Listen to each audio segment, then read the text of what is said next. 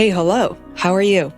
This is a show for everyone else. Instead of going after top 1% of the world, we dedicate this podcast to celebrate the lives of the unsung heroes and self-made artists.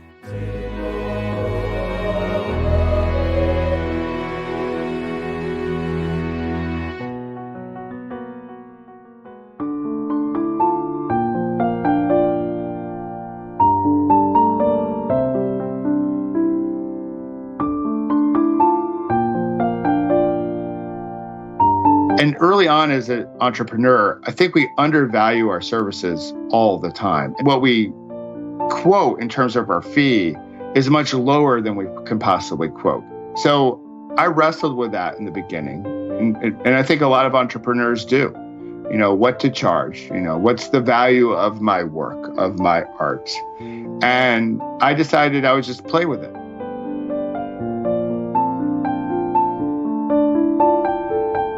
Over time, and I think this is some advice I would give to any entrepreneur or freelancer, is be consistent. Keep on planting seeds. Put your voice out there on a routine basis so people expect that it's out there. I really do try to put it out there to say, hey, if I can do this, then everyone reading this, you can do it too because you have a story to tell. So try it. And if you just do it for a few people, that's cool. And maybe a few people, grows into a few hundred people or a few thousand. But I think we all have stories within us that are worth telling and sharing. And hey, if I can do this, I think everyone can. And then reality set in. They were like, hey, Michael's been in a very bad accident. We did the best we could. The next 48 hours are going to be critical. And then reality just sort of sunk in. And it was time to sort of put on our safety belts and buckle in because this was going to be a long haul to get back. And it was going to be the biggest test of our marriage, right? So you take your vows, in sickness and in health. When you're sick, you sometimes feel invisible. You feel really lonely.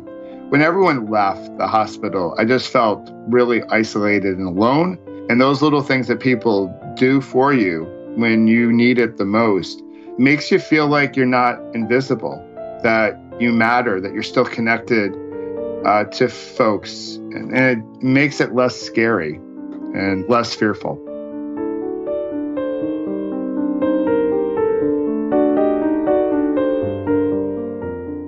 Hey guys, it's your host, Fei Wu, and welcome to a brand new episode of the Feisworld podcast. Today, I am joined by Michael OBrien, who helps successful sales and marketing executives become the best version of themselves. So he's a coach, a consultant, and a recovering trauma patient. Many of you guys requested more episodes on coaches. It's because a lot of us, myself included, still don't fully understand what personal or executive coaches do, what they do on a day-to-day basis. Can anyone be a coach? And how exactly do they help their clients? This is a special episode to help you answer all of those questions. I had a lot of fun. Michael is the author of a heartfelt memoir called Shift, where he talks about his last bad day. He was on an early morning training ride and he was hit by a SUV. In fact, it was a head-on collision and it was a absolute near-death experience for Michael without any exaggeration. After the event, he began to shift his self-narrative, and through this very recovery, Michael formulated a powerful triad to help people discover the lost art of conversation.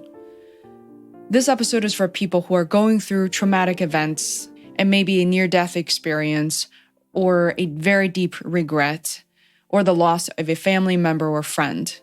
During my interview with Michael, it had become clear that this is a universal language because everyone has suffered at some point in their lives. The recovery process takes time. Hearing stories like this will hopefully help you find a new perspective. Michael is naturally a humorous and very lighthearted person. We didn't just talk about his last bad day. In fact, I was very eager to learn more about how he moves through his world today, which are all of his good days. Besides helping people get better, Michael hosts a weekly Facebook Live with his friend Dane called The Performance Zone. I was also interviewed on the show, and it was great fun. I have included links and other resources on Feisworld.com, including my interview on the Performance Zone, as well as show notes and favorite quotes.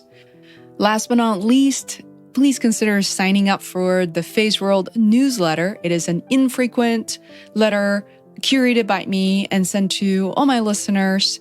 You can easily do that at feisworld.com/newsletter. There, I will be sharing new experiments, new experiences, such as a documentary we're in the process of producing. At the moment, we're so excited. Without further ado, please welcome Michael OBrien to the Feisworld podcast.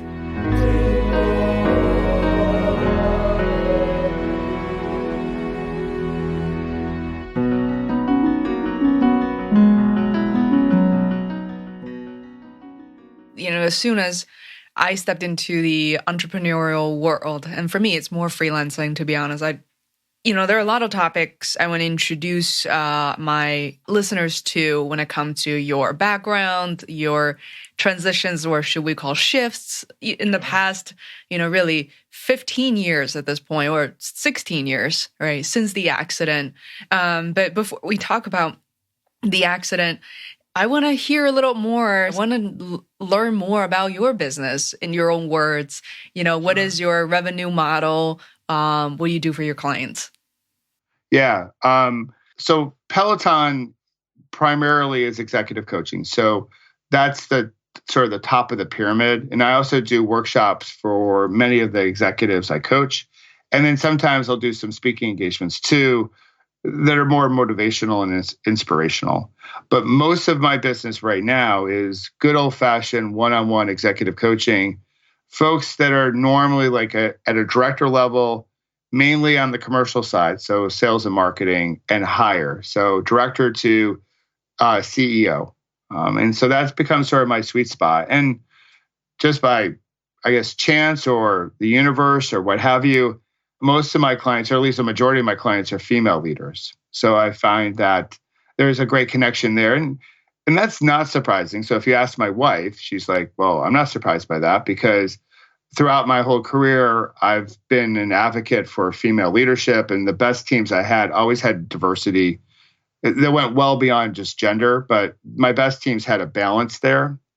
And I'm a key volunteer and actually a corporate sponsor of the Healthcare Business Women's Association. So that's a advocacy organization within healthcare that really sort of focuses in on women and gender parity.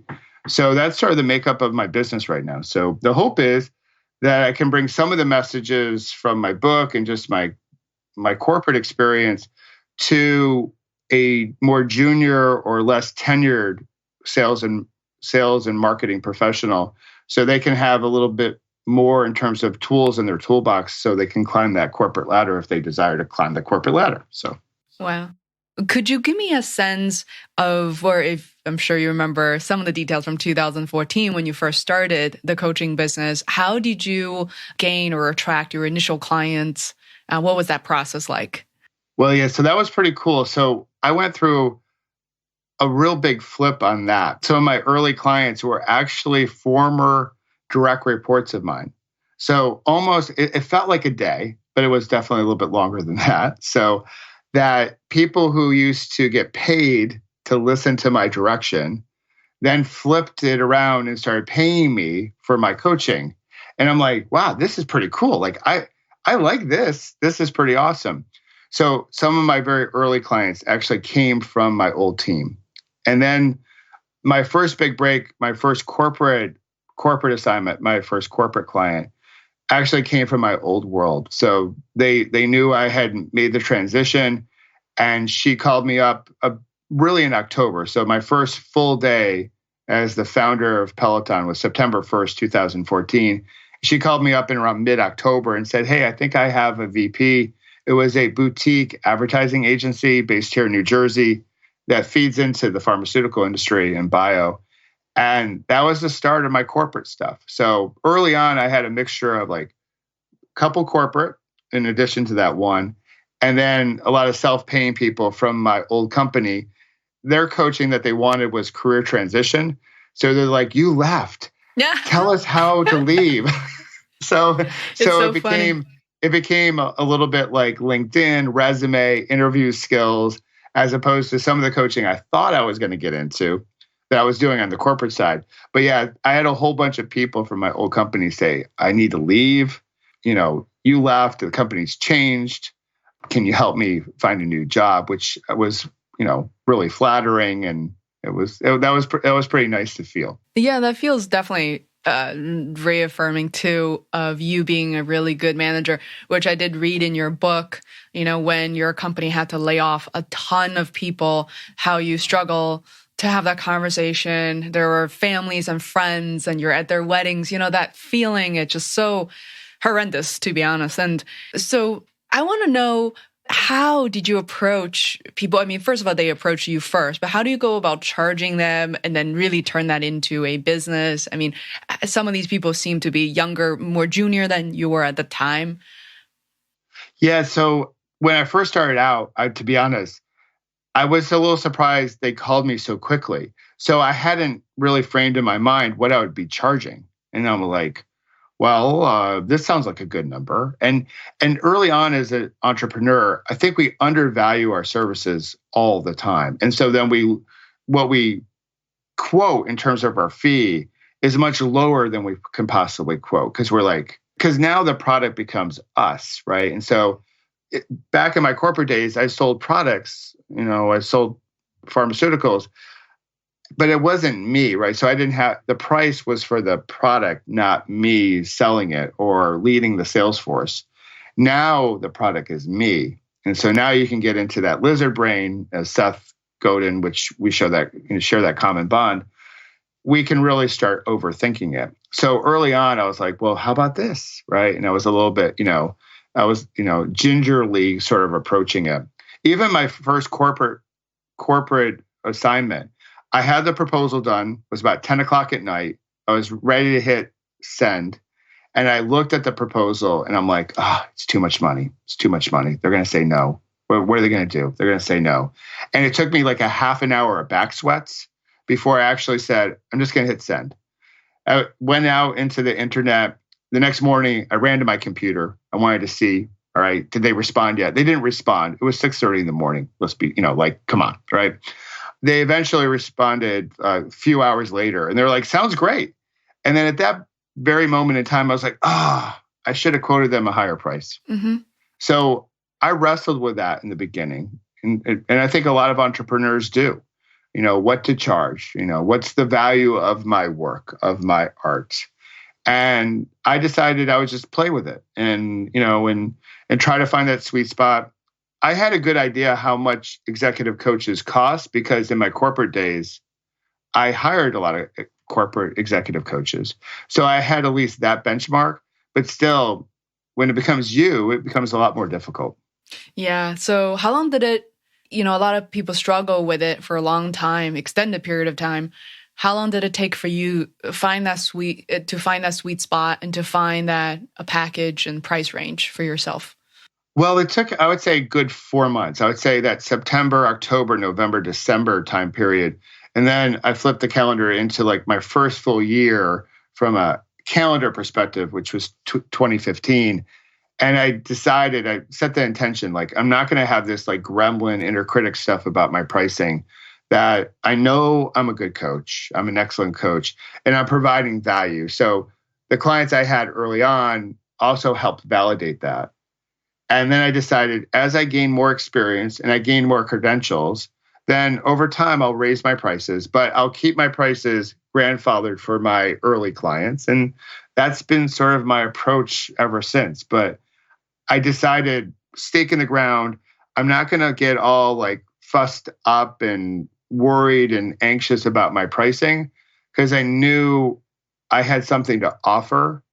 And the people I was coaching and still coach to this day are making multi-million-dollar decisions. So I felt that the return on investment was there for them because I knew how I was going to show up. If they matched my energy, then I think we were going to have a pretty good match. Mm-hmm.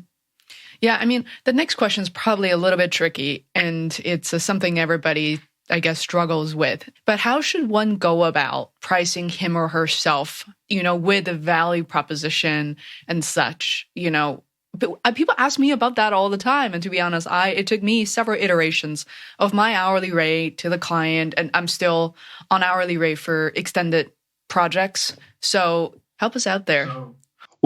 So one thing I think came up early on as an entrepreneur or freelancer, and I can call myself either or, to be honest, that there were definitely some clients that were like, well, what's your hourly rate? And I was like, homie, not going to play that game. I'm like, I'm not going to do the hourly rate because that gets way too confusing.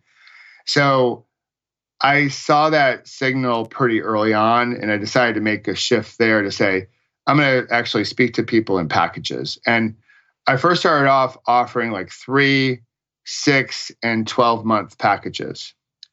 And then I realized, well, everyone's picking 3 months.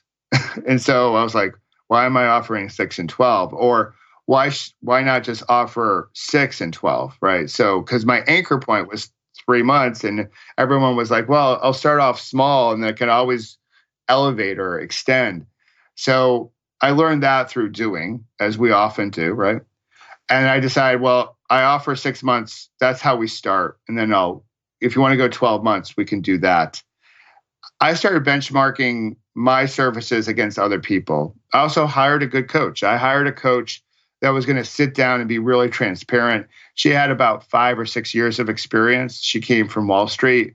And when I sat down with her, I said, I really need someone that's more consultant than coach to really holistically look at my business. And I want to sort of look behind the curtain because I was talking to other coaches and I'm like, well, what do you charge? And everyone sort of freaked out about pricing. They're like, well, I don't want to tell you my pricing.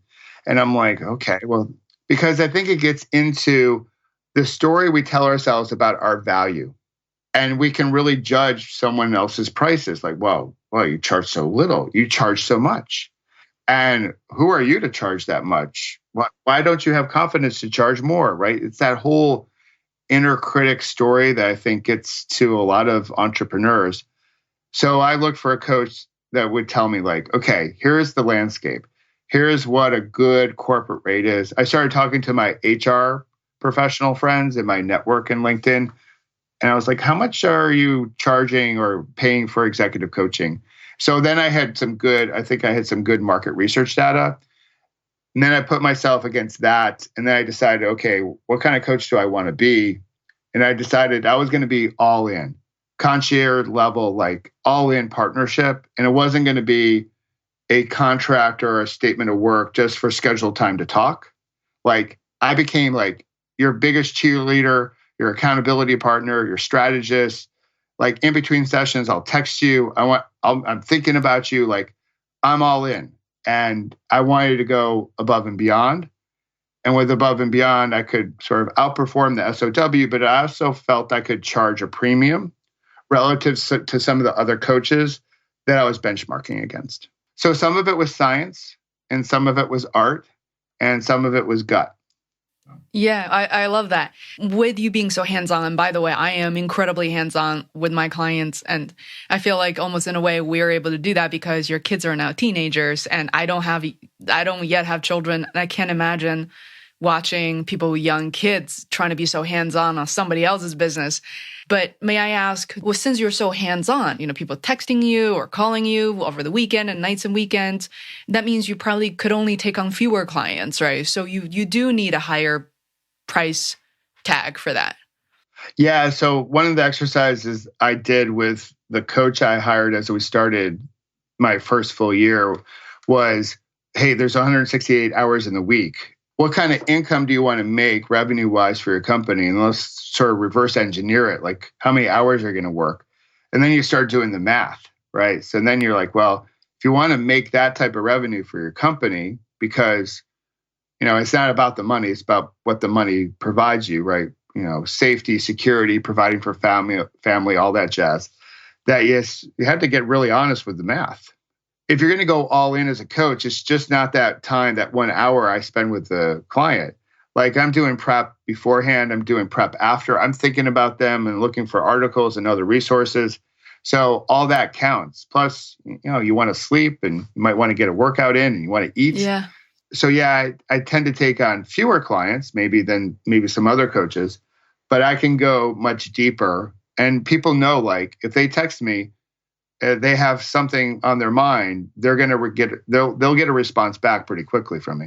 And then I'll be able to find some time if they need to get on the phone for like a laser session, like, hey, something just popped up. I'm about to go into a meeting. If I have the time, I'm like, okay, give me a buzz. Let's brainstorm it. Like we can, dampen down the emotion, get some focus, get connected with our breath, make sure that we have the right intentions showing up. So that's the type of coach I wanted to be. Some would argue that I might be like too hands-on, like you got to like even let go even more, but I sort of like it. And I think my clients like it too.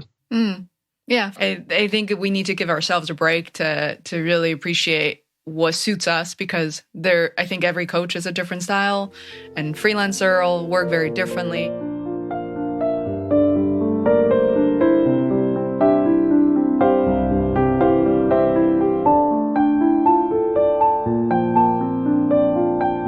Hi there, it's your host, Feiwu, and you are listening to the Feisworld podcast. Today on the show, you will meet Michael OBrien, who is a coach, a consultant, and also a recovering trauma patient.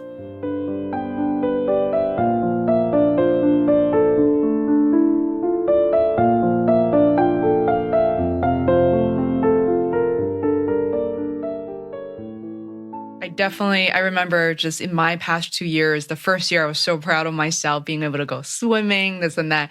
And to be honest, I didn't even have a revenue goal for myself. I just want to see if I can make it work. And I did. Second year, which was 2017, I became crazy busy, which enabled me to really triple, quadruple my revenue. But I lost all the freedom and the idea of why I wanted to be a freelancer to begin with. So I'm making adjustments now, like in the third year. So I want to definitely cover other topics. So before we switch subjects, what is the best way for people to learn more about you, your services? So the best way would be my website, which is michaelobrienshift.com. So that has my whole story. And of course, they can email me at michael@pelotoncc.net. But if you go to the website, you can get all my socials, you can get my contact me, and you can get my phone number, many different ways through Google to find me. So that's how people can contact me. That's great, because I realize your name is not particularly unique. So how do you stand out among the competitions with your name? Well, so connecting it to Shift definitely helps. And I decided early on as an executive coach that I had to put my voice out there. And that was a little nerve-wracking to begin with, So back in my corporate days, I put my voice out there, but I had the org chart to give me some comfort, right? It was my security blanket because I was the boss. So people wanted and expected me to put my opinions out there. I left that cozy environment, if you will, or that structure. And now I have to put my voice out there. So I started blogging and trying to put the demons of 7th grade English to bed.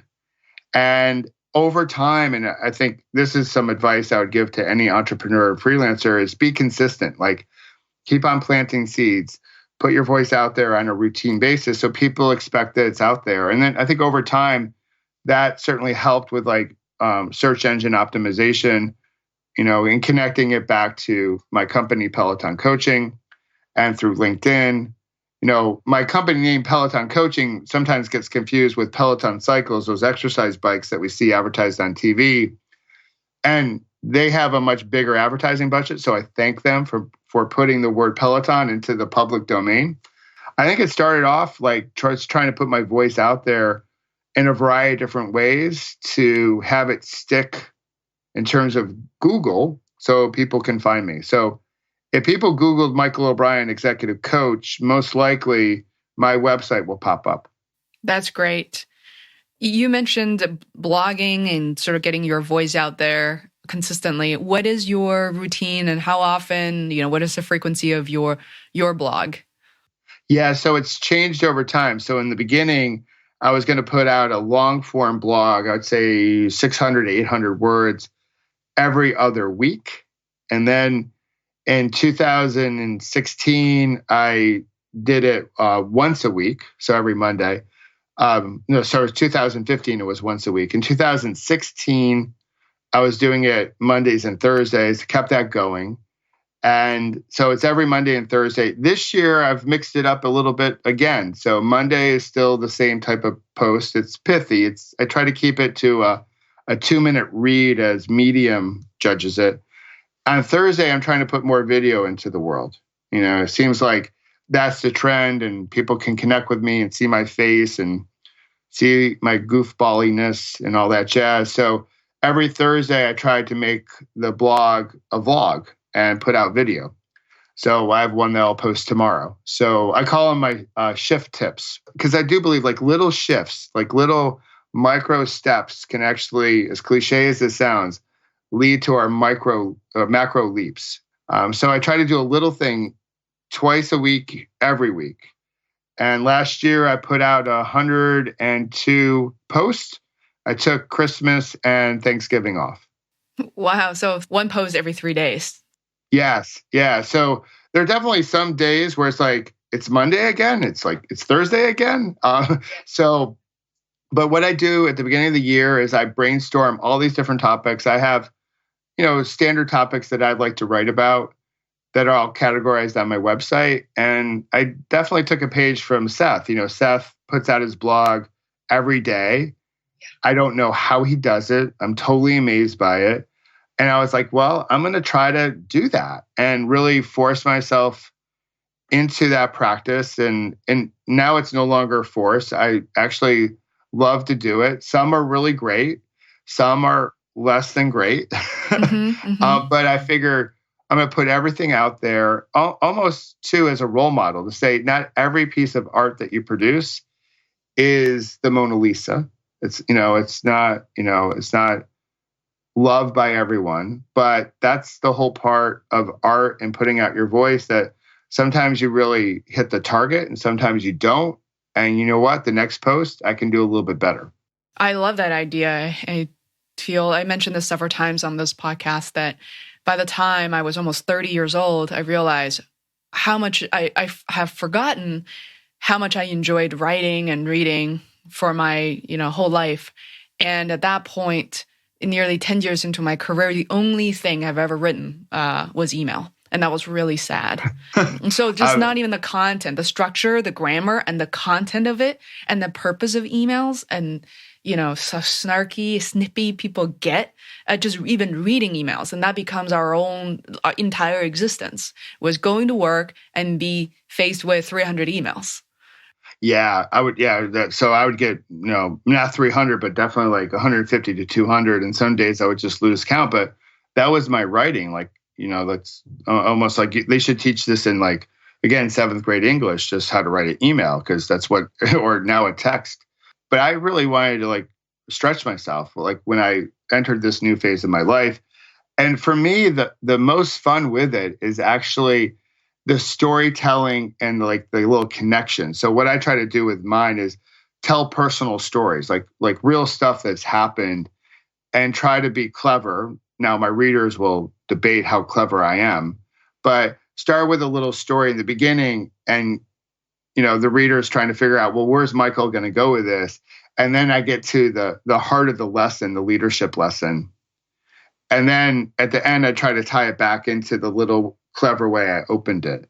So that's my creative fun side of it. In some blog posts, it's easy to do that. In others, it's like not so much, but I try to have fun with it. And I really do try to put it out there to say, hey, if I can do this, then everyone reading this, you can do it too, because you have a story to tell. Because I do believe everyone has a story to tell. So try it. And if you just do it for a few people, that's cool. And maybe a few people grows into a few hundred people or a few thousand.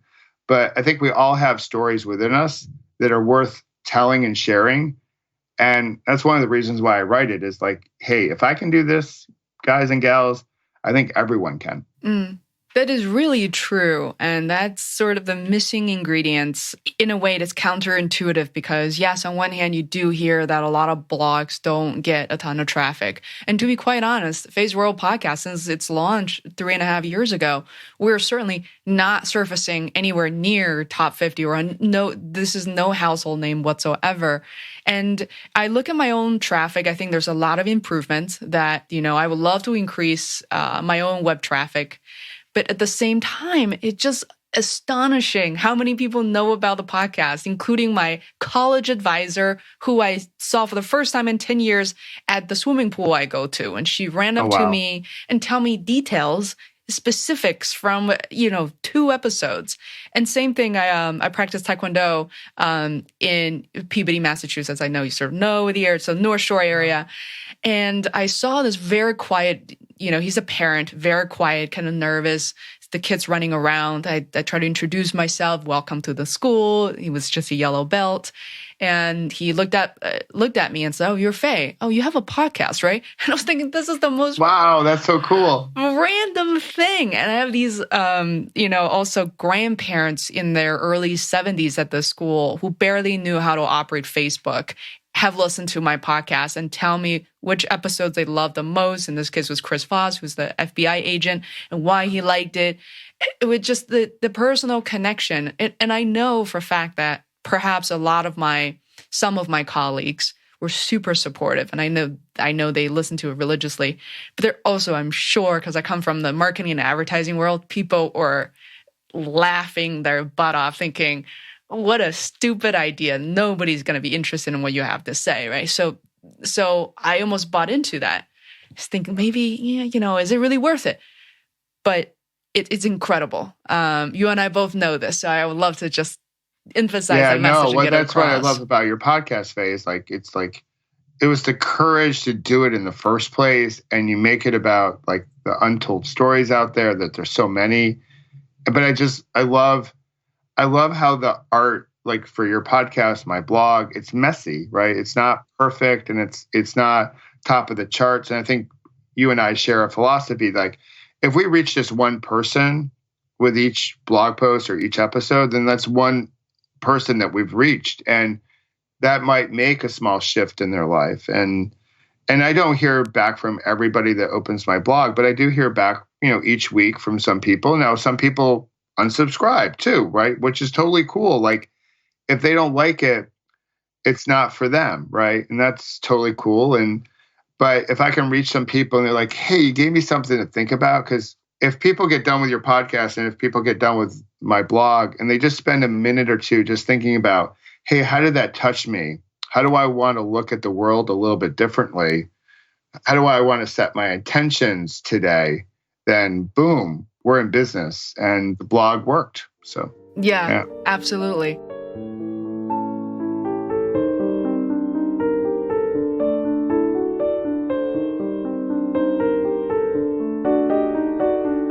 Hi there, it's your host, Fei Wu, and you are listening to the Feisworld podcast. Today on the show, you will meet Michael OBrien, who is a coach, a consultant, and also a recovering trauma patient.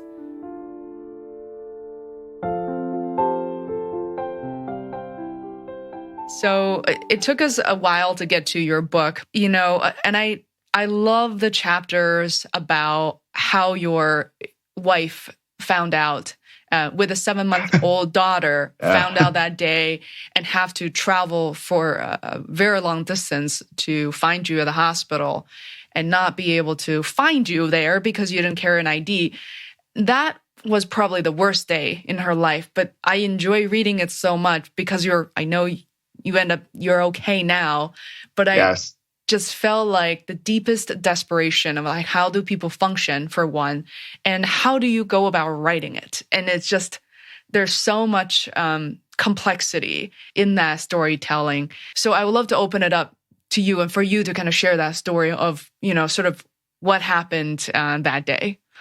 Yeah. So that That day was obviously, well, I call it my last bad day. So it's, and some people say, well, wasn't it your like best day? Because it was the catalyst for your big shift. And I'm like, well, yeah, I can see how you would look at it that way. But when I was in the hospital, I decided I was going to call it my last bad day.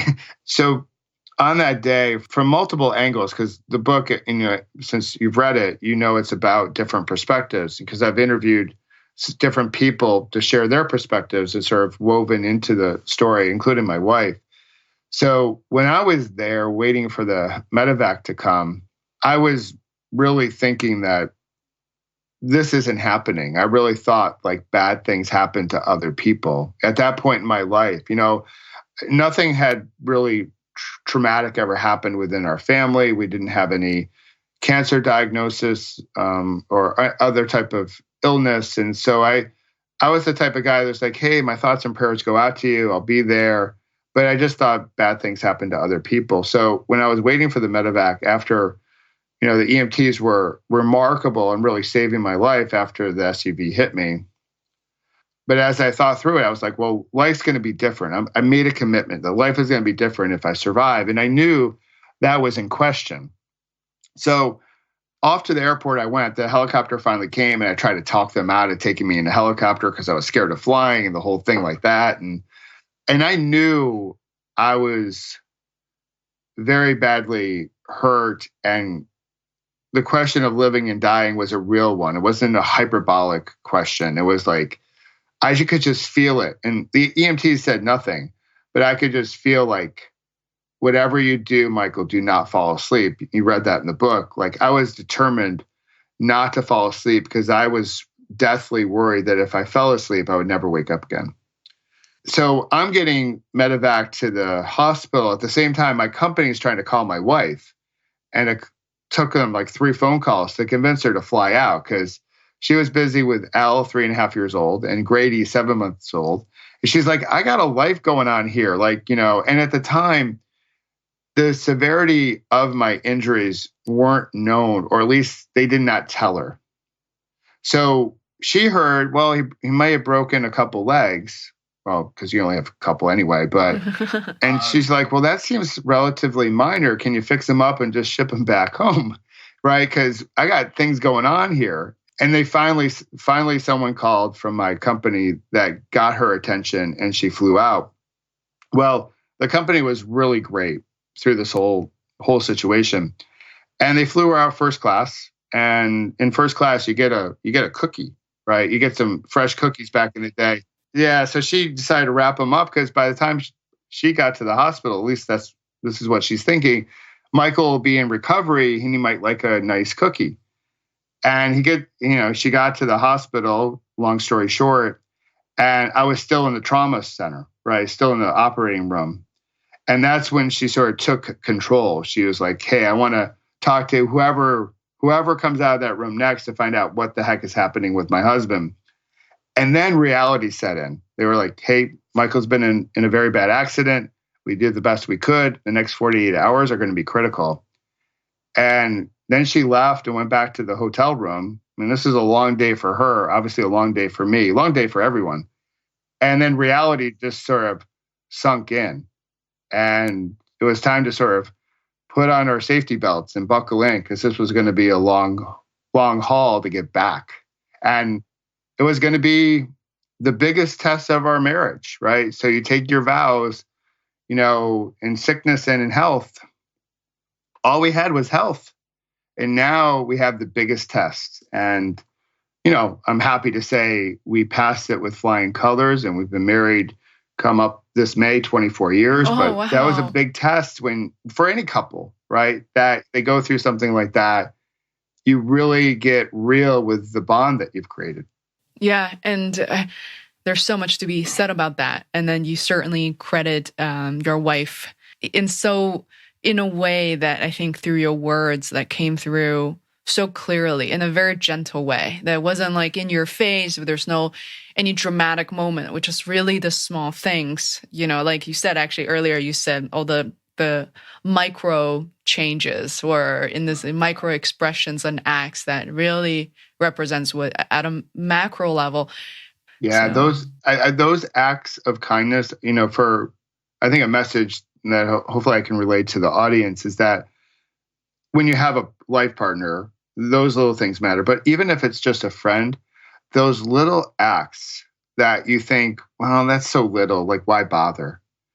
I'm like, those things matter so much. I had a friend, Will, I write about him in the book, and Janie too. They Will sent me 3 spinach burritos on dry ice from Washington, D.C. It was so crazy, and it was so Will, and it was so awesome. And when I came back to New Jersey from New Mexico, Janie bought me this steak and spinach because I was low. My iron count was low, and they needed to really bump that up because I had lost so much blood through the trauma. And I tell you, I'm not a big red meat eater, but that was like the most amazing meal. And those were amazing meals, not because they were well prepared and tasty and the whole thing, but it was filled with love. And those little things, when you're sick, you sometimes feel invisible. You feel really lonely. And there are definitely moments, and I write about this in the book, where when everyone left the hospital, I just felt really isolated and alone.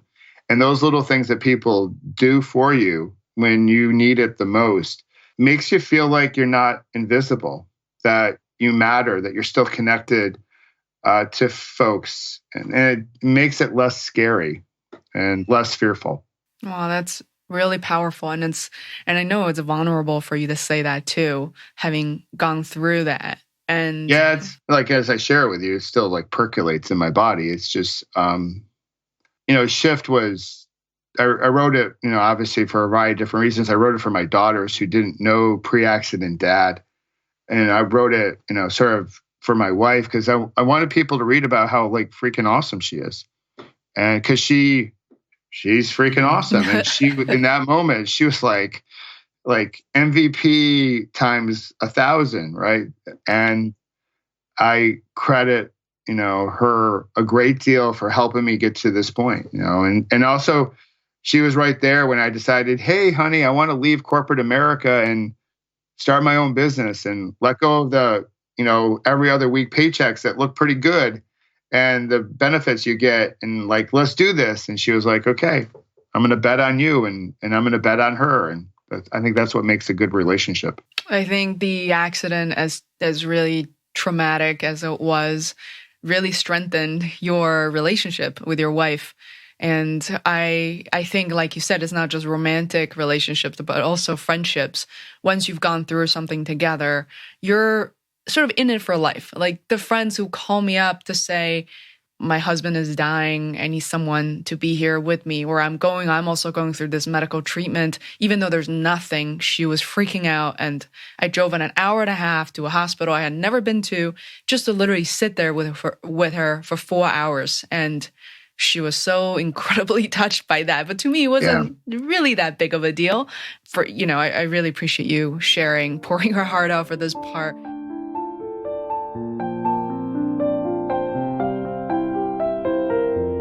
Hi there, it's your host, Fei Wu, and you are listening to the Feisworld podcast. Today on the show, you will meet Michael OBrien, who is a coach, a consultant, and also a recovering trauma patient.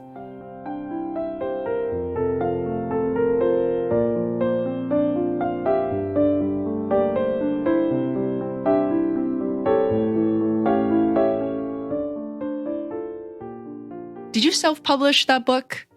So self-published, indie published. Yeah. So it's published by Red Hill Publishing, but they're in essence my Uber editor. And so one of the reasons I went with Red Hill is that I had all these notes, so like journals and stuff that I'd written. So because I had starts and stops in my writing about this book, because I wasn't really sure why I wanted to write it. A lot of people told me, oh, you got to write this book. It's going to be great for your business and speaking engagements and all that jazz. And that just seemed empty to me. And then when I took the Alt MBA, I was like, I'm going to go into this Alt MBA by Seth Godin, and I'm going to determine like if this is a real book or not by the end. And when Seth asked, like, what's it for, that first prompt that I know you know of, I was like, well, the book's for my girls. So I had everything on my computer. I had handwritten stuff from the hospital. I had written stuff. And I needed a good editor. I didn't know how to end the story because people would ask me, well, how does the story end? I go, I'm still living it. Like even today, I had to go into the city to do a medical procedure because I had my accident. Like it still continues. So Red Hill and Sally Collins there really helped me sort of structure the story because I was so close to it. And they also do something really remarkable. They create legacy memoirs. So they made 20 special deluxe copies of the book that I was able to give to 20 of the closest people during that time. Like, so my girls have a copy, my wife has a copy, my surgeons have a copy, my physical therapist. And so I wanted the artisanal care, 20 copies. No one can buy it on Amazon. And I found them just through a search and I was like, that's it. So some people were like, who'd you use? And like, how'd you do it? And I said, well, through my editor and publishing through them, I definitely paid probably more than people would pay normally. But for me, it was those 20 copies. That was like pure like love. I wanted them to have something that could sit in their bookcase that was really like a legacy because they're part of the book. They're part of the story. It's just not my story. They're part of the story. And I wanted to give them something special. I wanted that as like maybe another small token of thanks to say like, listen, for whatever reason, the universe all put us together and you were on that day. And because you were on, you saved my life and you changed not only my life, but there's a cascade. I definitely believe that when you change one life, you change lives everywhere. And it changed my wife's life and my daughters and the people they touch. And that's why I decided to give all the proceeds to charity, to World Bicycle Relief, because I wanted the book to be about the message and not about making money, right? Because that didn't feel right to me. I'm like, I don't know. And that's not to criticize people who sell their book for a profit. I think that's really cool too.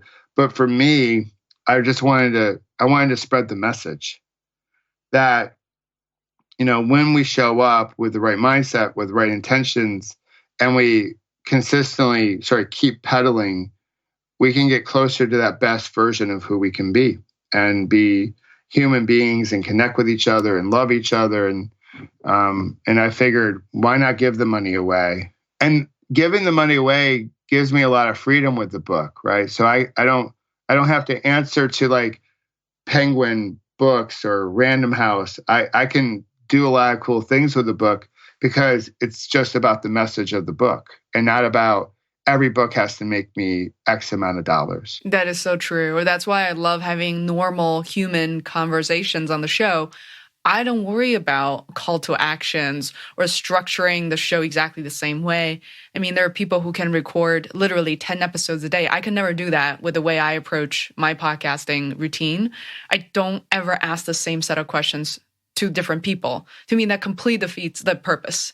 Yeah, because we're having a conversation, not like, it's not an SAT, right? So for me, it's always about that. It's about the message that we send out.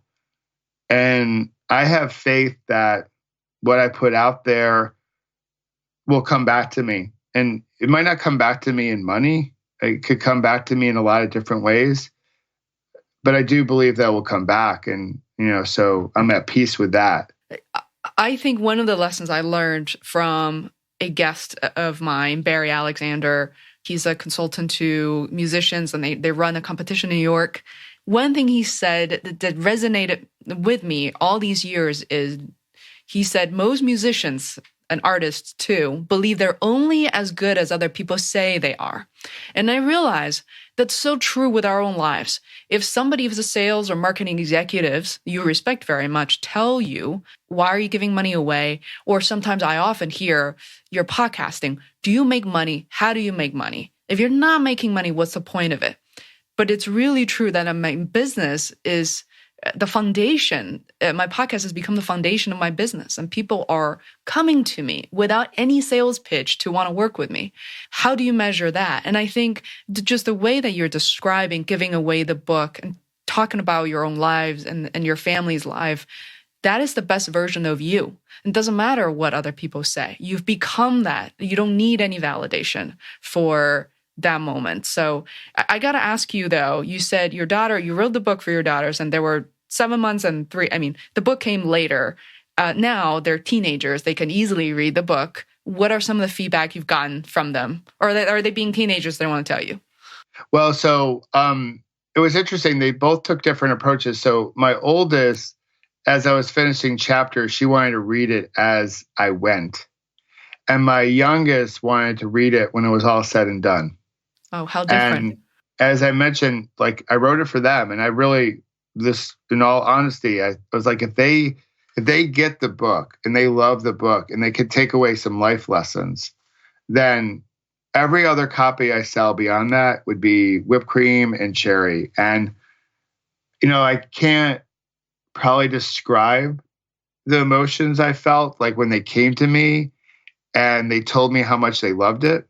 To me, it was priceless. And for them to appreciate, so Grady was 7 months old at the time of the accident, so she doesn't remember any of that time frame. Elle a little bit, 3.5, but her, as our memories go, we don't remember what it was like to be 3.5 years old. But they definitely were around through a lot of the surgeries, because I've had like 10 procedures, and they were old enough to remember some of that and some of the rehab. So for me, their reaction was, that was it. That was that was everything. And now, like, again, the freedom is like, okay, I got that done. Check. They love it. They love it. And now I can put it out there and people find it. Clearly, I would love more people to read it. I would love it if it was a New York Times bestseller, because that would mean we're doing more work for the great people at World Bicycle Relief, because every copy of the book we sell gets us closer to building more bicycles for young women in Africa and like countries like Zaire and Zimbabwe and Kenya. But people find it, and I know when people read it, it really speaks to them because it's relatable. I think that's why I love your podcast, is that you talk to relatable people. And it's not a fanatical story. It's not like something bad happened to me. And the definition of success is to climb Mount Everest. And there are a lot of people who have done that, and they're totally amazing. But my definition of success was my own definition. And I think as entrepreneurs and freelancers, to stay away from comparison is helpful. And I'm trying to live that and write about that. And just, put that type of message out there so that everyday guy or gal who just wants to be a really good husband or wife, father or mother, friend, they say, okay, I can do this. And I don't have to beat myself up if I'm not climbing Mount Everest. Mm-hmm. Yeah. And I think we need more of that in this world, because we're so celebrity focused and we latch on to the icons that I think it's entertaining, but I'm not sure if it's really healthy over the long haul. Yeah, and it's not very helpful either. Mount Everest, or so narrowly minded, or a certain dollar amount that I think it's so easy to measure, because you recognize that mountain, or you recognize a celebrity, or dollar amount is something that you can see on a calculator. It's easy. So thank you so much, Michael. Sorry for taking up. Yeah, talk to you very soon. All right, see ya. Bye.